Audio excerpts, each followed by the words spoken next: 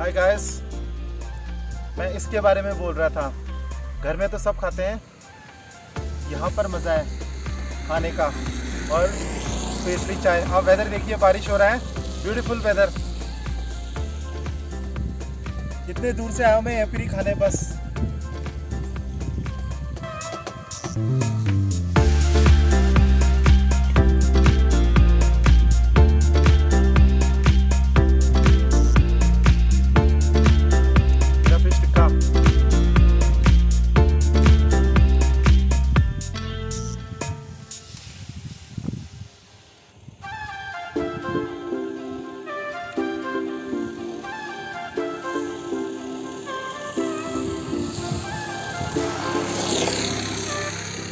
आधे रास्ते में आने के टाइम में आधे रास्ते में बारिश शुरू हो गया, पूरा भीग गए।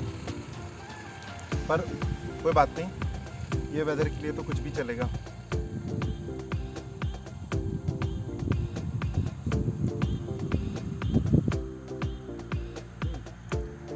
यस,